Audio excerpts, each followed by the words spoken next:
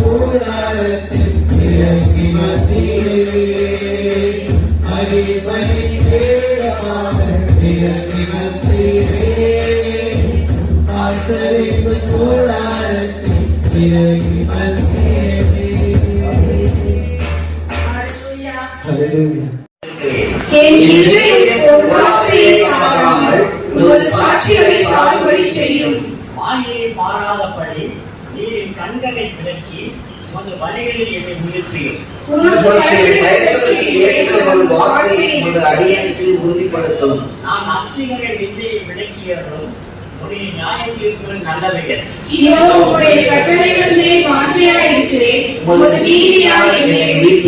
கர்த்தாவே, உடைய வாக்கின்படி உமது தயவும் உமது ரட்சிப்பும் எனக்கு வருவதாக.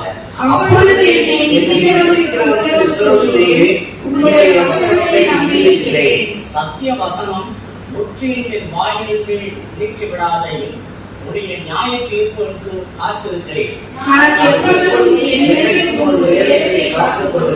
நான் உடைய கட்டளைகளை ஆராயிரபடியா விசாலத்திலே நடப்பேன். நான் உடைய சாட்சிகளை குறித்து ராஜாவுக்கு முன்பாக வெட்கப்படாமல் பேசுவேன். நான் பிரியப்படுகிற உமது கற்பனையின் பேரில் மனமகிழ்ச்சியாக இருப்பேன்.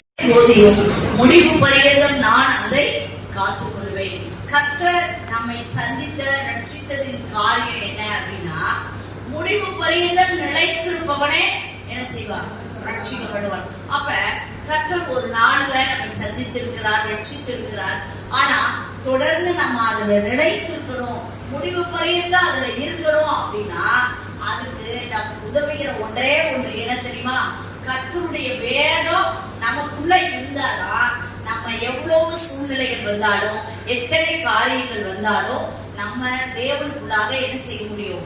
நிலைத்திருக்க முடியும். சில நேரங்கள்ல நம்முடைய மனம் சோர்ந்து போகுது, ஆவிக்குள்ள நம்ம என்ன செய்யறோம்? சோர்ந்து போகிறோம். சில பலவீனங்கள் வரும்போது சோர்ந்து போகிறோம். ஆனா ஒவ்வொரு நேரங்களிலும் அவருடைய வசனம் நமக்குள்ள இருந்துச்சு அப்படின்னு சொன்னா நம்ம என்ன செய்ய முடியும்? தேவனுக்குள்ள நிலைத்து நிற்க முடியும். அடுத்த காரியம், எனக்கு உணர்வை தாரும், அப்பொழுது நான் உமது வேதத்தை பற்றி கொண்டு என் முழு இருதயத்தோடும் அதை காத்துக்கொள்வேன். இன்றைக்கு தேவ சன்னிதானத்தில் வந்திருக்கிற நாம் தேவனிடம் கேட்க வேண்டிய ஒரு காரியம் என்ன தெரியுமா? எனக்கு உணர்வுள்ள இருதயத்தை என்ன செய்யுங்க? தாங்க. அப்ப இந்த உணர்வுள்ள இருதயம் இருந்தானா கர்த்தரை தேட வேண்டும். கர்த்தருக்குரிய காரியத்தை அந்த நேரத்துல நம்ம சரியா என்ன செய்யணும் அப்படின்ற ஒரு எண்ணம் நமக்குள்ளாக என்ன செய்யும்? வரும். சில நேரங்கள்ல பாருங்களேன், உணர்வற்றவர்களாக, நன்றி அறிதல் இல்லாதவர்களாக நம்ம இருக்கிறனாலதான் கர்த்தரை பற்றிய சிந்தனை, தேவ ஆலயத்தை பற்றி, தேவனை பற்றி உணர்வே இல்லாம நம்ம என்ன செய்யறோம்? வாழுகிறோம். இஸ்ரவேல் ஜனங்களை கர்த்தர் அழகாக வழிநடத்தி வருகிறார். ஆனா சில நேரங்கள்ல அவங்க என்ன செய்தாங்க? உணர்வு இல்லாதவர்களாக தேவனை மறுதளித்து முறுமுறுத்து, இந்த காரியம் எதனால வருது?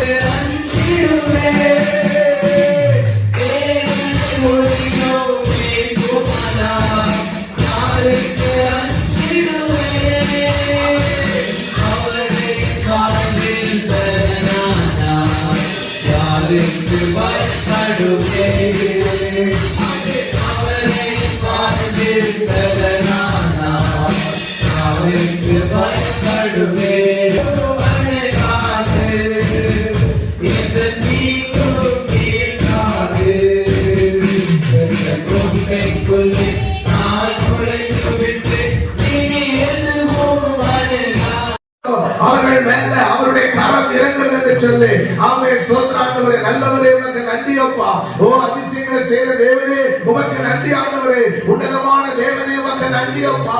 இந்த ஆராதனையிலே இந்த ஆண்டவரே எங்கள் மத்தியில் இறங்குவதற்காக நன்றி.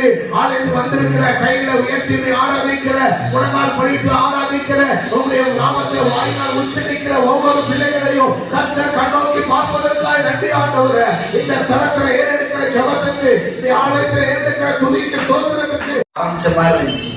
அதுக்குள்ள இந்த மாதம் முடிய போது இதை பார்த்து, இந்த நாட்களை பார்த்து ஆண்டவர் சொல்றாரு, ரெட்டிப்பான நன்மை நான் என்ன செய்வேன்? தருவேன். ஆனா ஒரு காரியம் அதுல மேல போட்டிருக்கு, நம்பிக்கையுடைய சிறைகளே.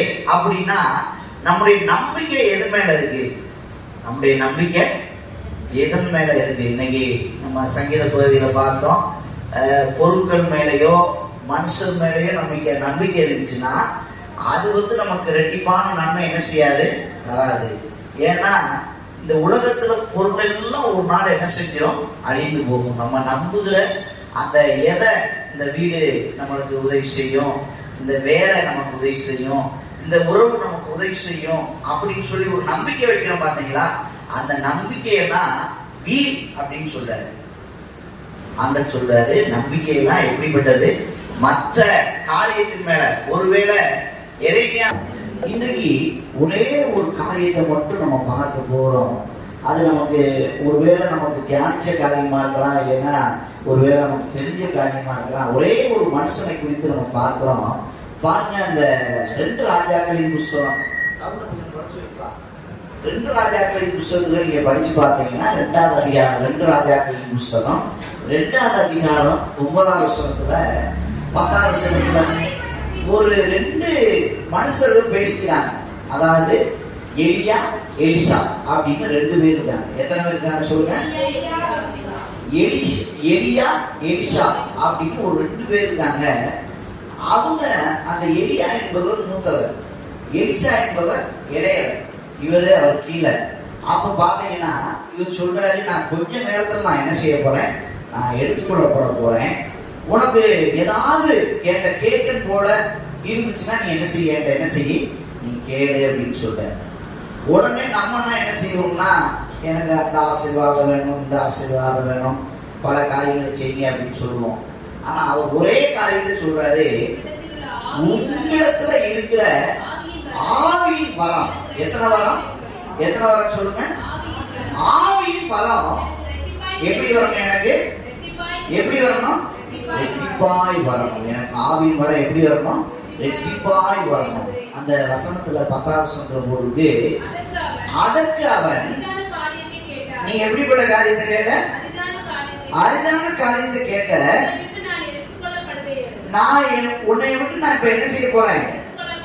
எடுத்துக்கொள்ளப்படுகையில். பாருங்க, அவர் சொல்றாரு, இப்ப நான் கொஞ்ச நேரத்துல என்ன செய்ய போறேன்? என்ன செய்ய போறேன்? எடுத்துக்கொள்ளப்பட போறேன்.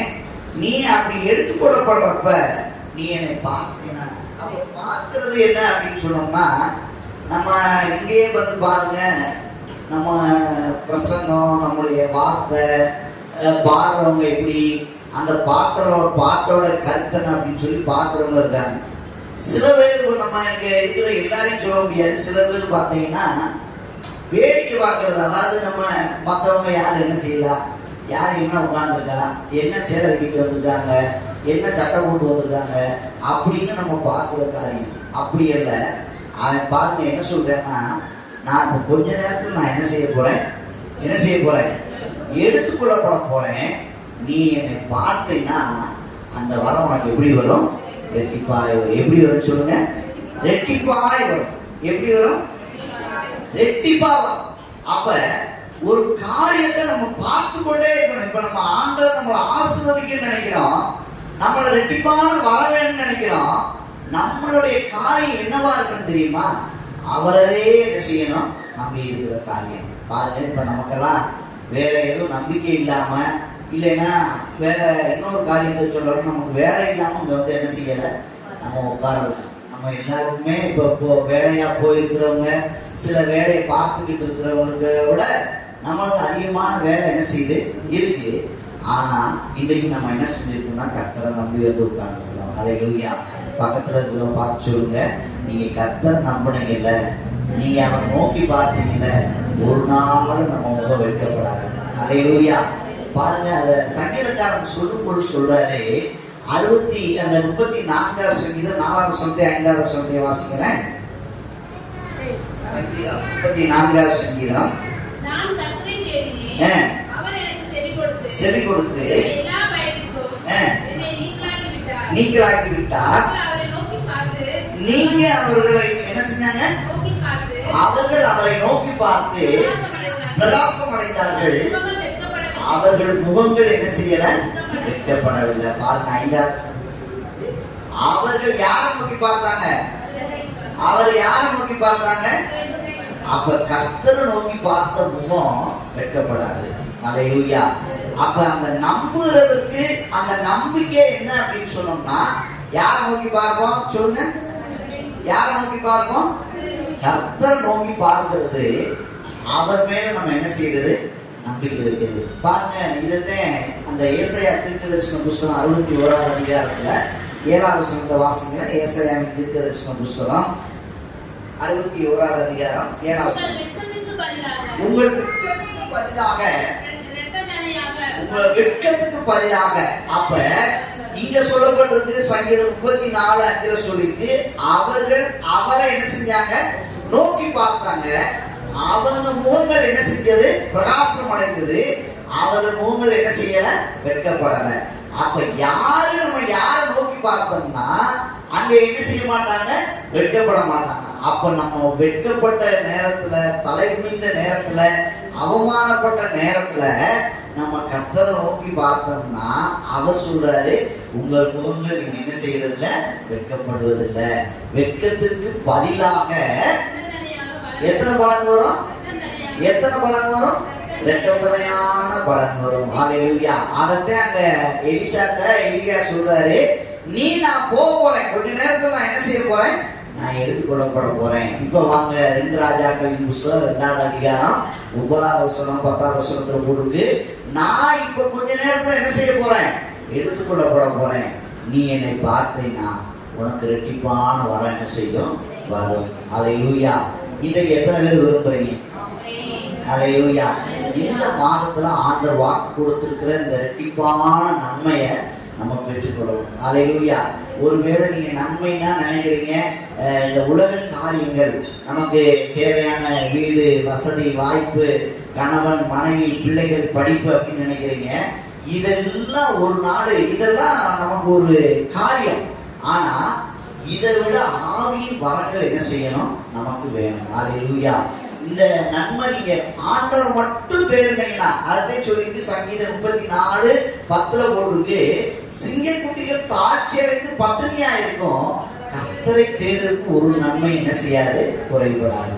நம்முடைய வாழ்க்கையில இந்த நன்மை அப்படின்னு சொல்லப்படுகிற இந்த ஆசீர்வாதம் ஏதோ உலக அளவுல ஏதோ ஒரு வீடு இருக்கு, ஏதோ ஒரு மனைவி, ஏதோ ஒரு பிள்ளை, ஏதோ ஒரு காரியம் நம்முடைய வாழ்க்கையில இருக்கு போதும் அப்படின்ற இந்த நன்மை இல்ல, இதை விட மேலான காரியம். அதைத்தான் சொல்றாரு எலியா, சொல்றாரு, நீ அரிதான காரியத்தை கேட்ட, இது ஒன்றும் பெரிய காரியம் இல்லப்பா, நீ என்னை மாத்திரம் நீ நோக்கி பார்த்தேன்னா நிச்சயமா இரட்டிப்பான வரம் உனக்கு என்ன செய்யும், கிடைக்கும். ஹல்லேலூயா.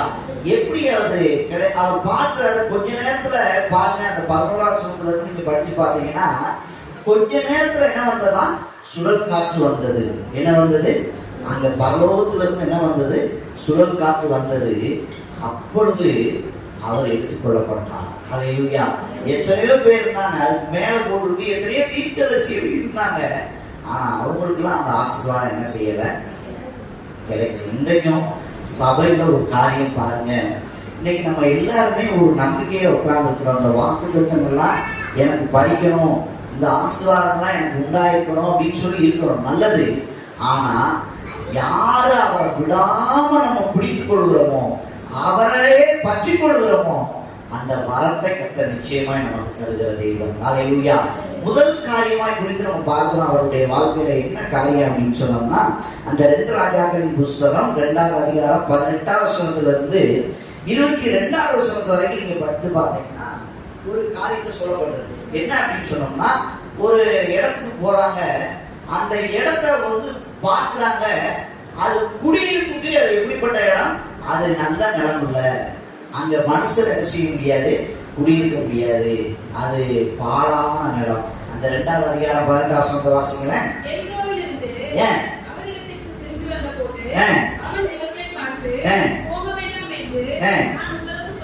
சொல்லவில்லையா என்றான்.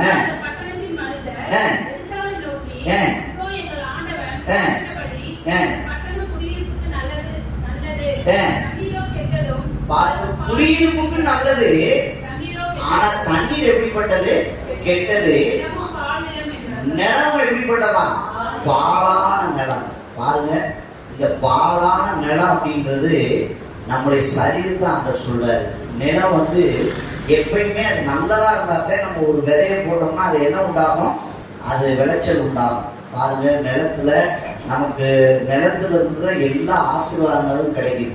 பாருங்க, நிலத்துல இருந்தே நமக்கு பெட்ரோல் கிடைக்குது, நிலத்துல இருந்தே நமக்கு தண்ணி கிடைக்குது, நிலத்துலதான் நம்ம அஸ்திவாரம் போட்டு வீடு என்ன செய்யறோம், கட்டுறோம். இருக்கிற நம்ம இப்ப விளையக்கூடிய எல்லா பொருட்களும் எங்க இருந்து விளையுது? எங்க இருந்து? நிலத்துல இருந்தா என்ன செய்யுது? விளையுது. அப்ப இந்த ஆசீர்வாதம் வரணும்னா அது எப்படிப்பட்ட நிலமா? பால் நிலம். அது எப்படிப்பட்ட நிலம்? எப்படி நினைச்சவங்க குடியிருக்கலாம், ஆனா அங்க என்ன செய்ய முடியாது? அந்த ஆசீர்வாதத்தை என்ன செய்ய முடியாது? பெற்றுக்கொள்ள முடியாது. பாருங்க, அந்த முதல் காரியம் இன்னைக்கு ஒருவேளை நீங்க யாருக்குமே உபயோகப்படாத பால் நிலம்னா என்ன நிலம் அப்படின்னா அதை எதையுமே என்ன செய்ய முடியாது? செய்ய முடியாது. இன்னைக்கு நம்மளை பார்த்து ஆண்டவர் சொல்றாரு, ஒருவேளை ஒன்றுக்கும் உதவாத உங்களை ஆண்டவர் பயன்படுத்துகிற தேவன். ஹல்லேலூயா. நீங்க அவரை மாத்திரம் ஆண்டவரே என்னை பயன்படுத்துங்கப்பா. அதுக்குதான் நான் சொன்னேன், நம்ம ஆரம்பத்திலே நம்முடைய கரங்களை பிடித்து நம்ம சொல்லியிருக்கிறோம், ஆண்டவரே என்னை பயன்படுத்துங்க. யாரை கொண்டினாலும் அவரால் செய்ய முடியும் காரியம். ஹல்லேலூயா. பாருங்க, முதல் காரியமா அவர் சொன்ன காரியம் என்னன்னு பார்த்தீங்கன்னா, கொஞ்சம் ஒரு துறவுல கொஞ்சம் அந்த உப்பை என்ன செய்யறாரு, கொண்டு வந்து அந்த ஊற்றுல போடுறாரு. பாருங்க, அது என்ன ஆயிடுச்சுன்னா ஆரோக்கியம் உண்டாயிடுச்சு. அந்த தண்ணி குடிச்சவங்களுக்குலாம் என்ன உண்டாயிடுச்சு? ஆரோக்கியம் உண்டாயிடுச்சு. இன்னைக்கு ஆண்டவர் சொல்றாரு, நானே ஜீவ தண்ணி, என்னை குடிக்கிறவனுக்கு ஒரு நாள் தாக என்ன செய்யாது? உண்டாகாது. ஹல்லேலூயா. இன்றைக்கு ஆண்டவர் ஒரு பால் நிலமா, பாலான காரியங்களா, ஒன்றுக்குமே உதவாது. வீட்டுல சொல்லுவாங்கல்ல, நீ எல்லாம் எதுக்குமே என்ன இல்ல, எதுக்குமே லாயங்களேன்னு சொல்றாங்கல்ல, உங்களை கொண்டு ஆண்டவர் பெரிய காரியங்கள் செய்கிற தேவன். இந்த வேற சொல்லுவது சங்கீதத்துல, ஆகாத என்று தள்ளின கல்லே மூளைக்கு எப்படியாயிடுச்சு? தலைக்கல் ஆயிடுச்சு. பாருங்க, ஆண்டவர் பெரிய பெரிய ஆளுகளை எல்லாம் பயன்படுத்தவே மாட்டார். படிக்காம ஒன்றுக்குமே உதவல அப்படின்றவங்களத்தான் ஆண்டவர் கரத்தில் எடுத்து பயன்படுத்துகிற தேவன். ஹல்லேலூயா. என்னால ஒண்ணும் முடியாது அப்படின்னு சொல்லி நீங்க எப்ப ஆண்டவர் நோக்கி பாருங்க, எப்ப அந்த காரியம் நம்ம கூட வரும்னா, நம்ம மேல இருக்கிற அந்த நம்பிக்கை இழந்த உடனே நமக்கு என்ன செய்யும்? நம்ம வருவோம். இப்ப நம்ம யாரை நோக்கி பார்ப்போம் அப்படின்னா, ஒரு ஒரு 10,000 ரூபாய் தேவைப்படுது அப்படின்னா, நம்முடைய அந்த காரியம் நம்ம மனுஷியத்துல நினைக்கிறது என்னன்னா, அவங்ககிட்ட ரூபா இருக்கு, நமக்கு போன் போட்டோம்னா என்ன செய்வாங்க? நமக்கு என்ன செய்வாங்க? உதவி செய்வாங்க. அப்ப அந்த நம்பிக்கை எப்ப வருது அப்படின்னா, அந்த ஆண்டவர் மேல இருக்கிற நம்பிக்கை அந்த மனுஷன் மேல என்ன செஞ்சிடும்? நம்ம வயிற்று கேட்கிறப்ப நமக்கு உதவி செய்வாங்க நினைக்கிறோம். நீங்க அவங்கள நம்பாதீங்க. ஆண்டவர் சொல்றாரு, அதை மனுஷன் மேல் நம்பிக்கை வைத்து தன் மாம்ச பயத்தை பலபலமாக்கி கொண்டு கர்த்தரை விட்டு விலகுறவுள்ள இருதயம் சபிக்கப்பட்டது.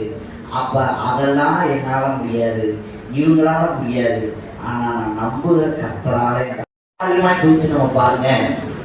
அந்த 3வது அதிகாரத்துல 2 ராஜாக்களின் புஸ்தகம் 3வது அதிகாரம் 17வது வசனத்துல நீங்க படிச்சு பார்த்தீங்கன்னா, அந்த தண்ணீரும் வரல, மழை பெய்யல, ஆனா சொல்றாரு வாய்க்கால் என்ன செய்யப்படும்? நிரப்பப்படும். ஹல்லேலூயா. பாருங்க, எல்லாமே ஒரு தண்ணி நீர் சம்பந்தப்பட்ட ஒரு காரியம் தான். ஆண்டவரால முடியாத காரியம் ஒண்ணுமே இல்லைங்க. ஹல்லேலூயா. ஹல்லேலூயா. சொல்லுங்க, நீங்க பக்கத்துல இருக்கவங்க பார்த்து சொல்லுங்க, தேவனால் கூடாத காரியம் ஒண்ணுமே இல்லை. பாருங்க, மழை இல்ல, நிரப்பப்படும். நீங்க காற்றையும் பார்க்க மாட்டீங்க, மழையும் பார்க்க மாட்டீங்க, வாய்க்கால்கள் என்ன செய்யப்படும்? நிரப்பப்படும். ஹல்லேலூயா. ஹல்லேலூயா. ஹல்லேலூயா. அந்த பக்கத்துல இருக்கவங்க பார்த்து சொல்லுங்க, இந்த காலம் மழை பெய்யுற காலம் அல்ல, இந்த காலம் காற்றடிக்கிற காலம் அல்ல, ஆனா நம்முடைய வாய்க்கால்களை நிரப்புகிற தேவன். ஹல்லேலூயா. நம்முடைய தேவைகளை சந்திக்கிற தேவன், நம்முடைய குறைகளை நிறைவாக நடத்துகிற தேவன். ஆனா ஒரே ஒரு காரியம், அங்க அவன் சொல்றா, ரொம்ப என்னுடைய காரியம் கொடுமையா இருக்கு. ஏன் தீர்க்கதரிசியில ஒருத்தன் என்ன செய்ய போறான்? அவர் இறந்து போனாரு, என் பிள்ளைங்க இப்ப என்ன செய்ய போறாங்க? என்னை கொண்டு போறாங்க. அந்த வசனத்தை வாசிக்கிறேன். 2 ராஜாக்களின் புஸ்தகம் 4வது அதிகாரம் 1வது வசனத்துல இருந்து 7வது வசனம் வரைக்கும் வாசிங்க. ஒருவனுக்கு மனைவியாய் இருந்த ஒரு ஸ்திரீ எலிசாவை பார்த்து, உமது அடியானாகிய என் புருஷன் இறந்து போனார், உமது அடியான் கர்த்தருக்கு பயந்து நடந்தான் என்பதை அறிவி, கடன் கொடுத்தவன் இப்பொழுது என் 2 குமாரனை தன் கன்னிகளாக்கிக் கொள்ள வந்தான் என்றேன். எலிசா அவளை நோக்கி, நான் உனக்கு என்ன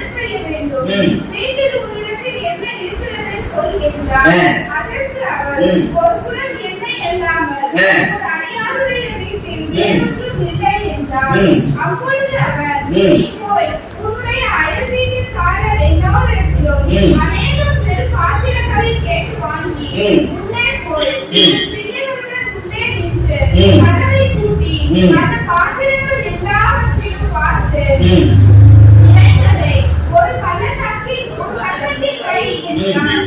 அவர் அவனிடத்தில் இருந்து போய் தன் பிள்ளைகளுடன் கதவை பூட்டிக் கொண்டு இவர்கள் பாத்திரங்களை அவரிடத்தில் கொடுக்க அவர் அவைகளை பார்த்தார். அந்த பாத்திரங்கள் நிறைந்த அவர் தன் மகள் ஒருவனை நோக்கி, இன்னும் ஒரு பாத்திரம் கொண்டு வா என்றார். அதற்கு அவன், வேறே பாத்திரம் இல்லை என்றான். அப்பொழுது எண்ணெய் நின்று போயிற்று. அவள் போய் தேவனுடைய மனுஷனுக்கு அதை அறிவித்தார். அப்பொழுது அவள், நீ போய் இந்த எண்ணெயை விற்று உன் கடனை தீர்த்து மீந்ததை கொண்டு நீயும் உன் பிள்ளைகளும் ஜீவனம் பண்ணுங்கள் என்றார். ஆமென். ஹல்லேலூயா. இங்க பார்க்கிறோம், நமக்கு தெரியாத காரியம் இல்ல. இதுல சொல்லப்பட்டுள்ள காரியம் என்னன்னா, அவ சொல்றா, தீர்க்கதரிசிட்ட சொல்றா, ஏட்ட ஒரு எண்ணெய் இல்லாமல் வேற ஒண்ணுமே இல்லை செய்யல. ஆனா கடைக்காரங்க வந்து என்ன செய்யறாங்க, என் பிள்ளை என்ன செய்யறாங்க, வந்து தூக்குறதுக்கு என்ன செஞ்சுட்டாங்க, வந்துட்டாங்க அப்படின்னு சொன்ன உடனே இன்னைக்கு இந்த எண்ணெய் அப்படின்ற காரியம் என்னன்னா ஒரு அபிஷேகம். ஹல்லேலூயா. இந்த அபிஷேகத்தை வந்து நமக்குள்ள எல்லாருக்குள்ளேயும் ஆண்டவர் ஒரு திறமையை வச்சிருக்கிறாருங்க. ஹல்லேலூயா. நீங்க நம்ம நினைக்கிறோம் என்கிட்ட எதுவுமே இல்லை, என்கிட்ட எதுவுமே இல்லைன்னு. கண்டிப்பா நமக்கு ஆண்டவர் ஒரு திறமையை வைத்திருக்கிறார். ஹல்லேலூயா. சிலருக்கு சமையல் பண்ணாங்கன்னா அவங்கள மாதிரி என்ன செய்ய முடியாது, சமையல் பண்ண முடியாது. சிலருக்கு பாருங்க, அந்த அந்த காய் வெட்டுற காரியம், சில காரியம் உபசரிக்கிற காரியம், இப்படி ஒவ்வொருத்தருக்கும் ஆண்டவர் நமக்கு ஒவ்வொருத்தரும் திறமைகளை என்ன செஞ்சிருக்கிறாரு, கொடுத்துருக்கிறார். ஆனா நம்ம செய்ய வேண்டிய காரியம் என்னன்னு பாத்தீங்கன்னா, அதை தேவ சமூகத்தில் கொடுத்து அதை நம்ம என்ன செய்யணும், நம்ம அது எது அப்படின்னு சொல்லி உறுதிப்படுத்திக் கொள்ளணும். அதை நம்ம வாசிச்சோம்.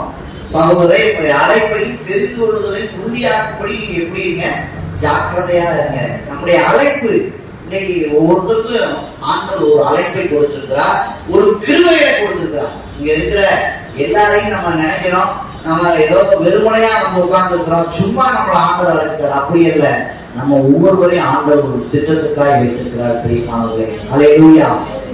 ஏதோ நம்ம வந்து தெரியாம வந்துட்டோம் அப்படின்னு நினைக்காதீங்க. உங்களை கொண்டு ஆண்டவர் ஒரு திட்டத்தை வைத்திருக்கிறார். ஹல்லேலூயா. உங்களை கொண்டு ஒரு மாற்றத்தை, நம்மளை கொண்டு அவர்கிட்ட என்ன இருக்கோ அதை கொண்டு கர்த்தர் என்ன செய்யறாரு, பயன்படுத்துகிற தேவன்.